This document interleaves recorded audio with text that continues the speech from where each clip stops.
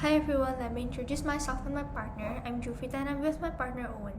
Today we are going to be talking about Islamic Empire in Indonesia, specifically South Sumatra. In this presentation, we are going to be explaining roughly about 5 points: the formation, development, conflicts of Islam Kingdom in South Sumatra, and the evidence of the existence of the kingdom, and last but not least, the values from leaders of Islam Kingdom in South Sumatra that can be actualized by younger generations today. Now I will let my friend Owen start the presentation. The first dawn of Islam in South Sumatra.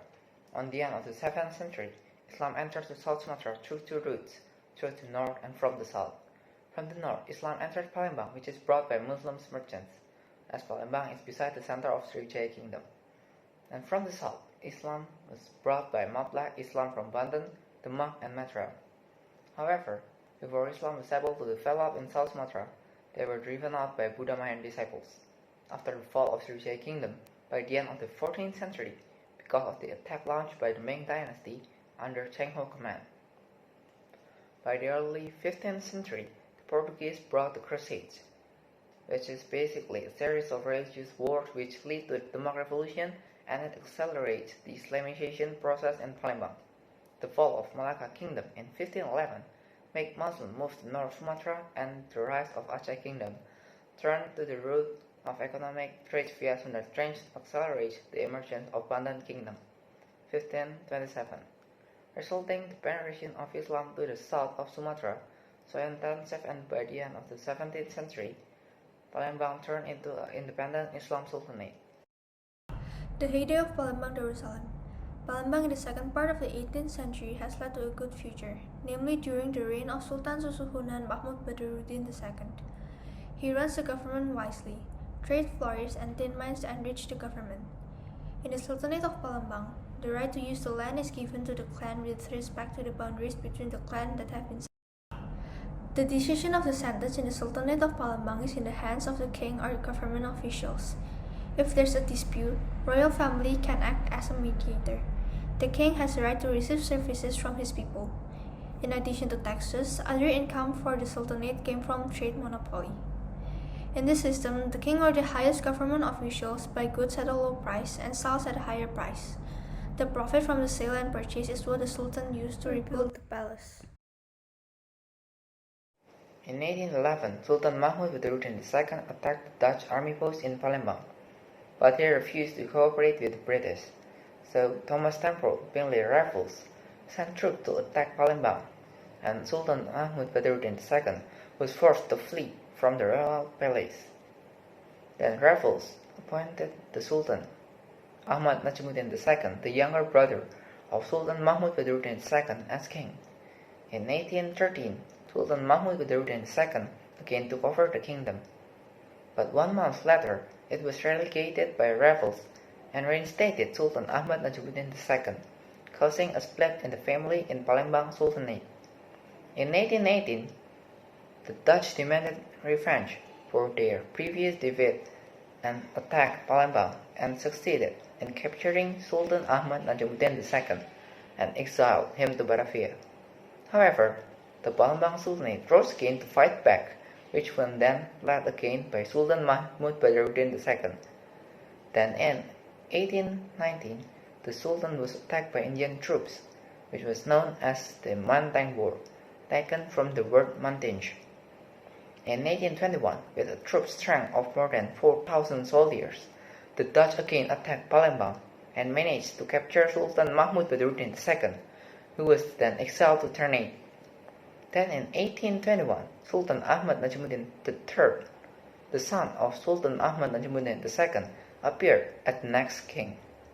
But in 1823, the Dutch brought the Palembang Sultanate under its supervision, which again caused dissatisfaction in the court.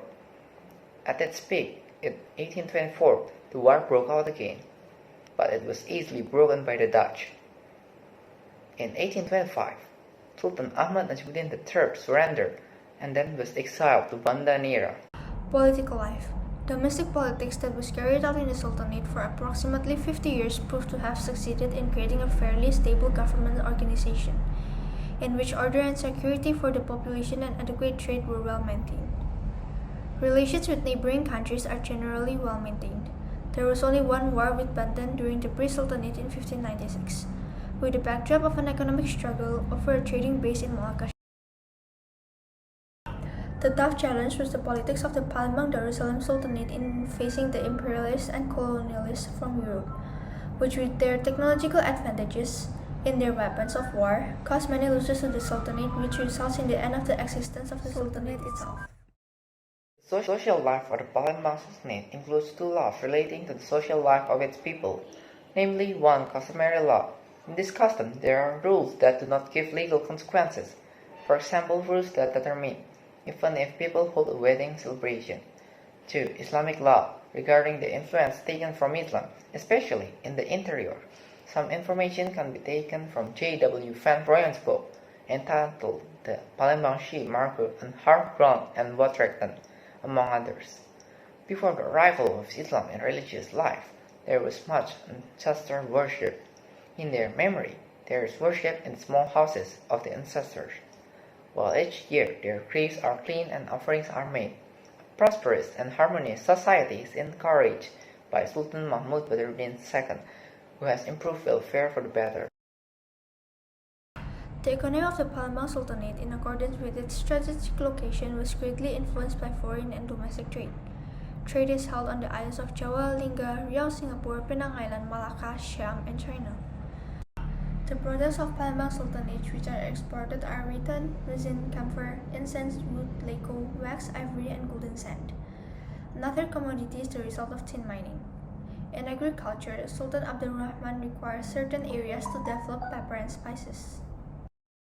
Kutu Gawang. In the early 17th century, Palembang became the center of a royal government with Islamic nuances, with its founder Ki Gedeng Suro, an escaped nobleman from the Demak Sultanate due to political turmoil after the death of Sultan Trenggana. Keraton Kutu Gawang is a palace that has existed for at least 100 years, before it was burned down by the VOC in 1659. Kuto Beringin Janggut. After the Kutu Gawang Palace was destroyed by the VOC in 1659 by Susuhunan Abdurrahman, the center of government was moved to Beringin Janggut, which is located around the old mosque area. Unfortunately, written data and sketch about the existence, shape, and size of this palace do not exist until now. Kuto Tengkuruk, the core area of the Palembang Darussalam Sultanate Palace during the reign of Sultan Mahmud Badruddin I Jayawikramo, covers an area of about 50 hectares with the borders on the north side of the Kapuran River, on the east side bordering the Tengkuruk River, and the south side borders the Musi River, and the west borders the Sekanak River.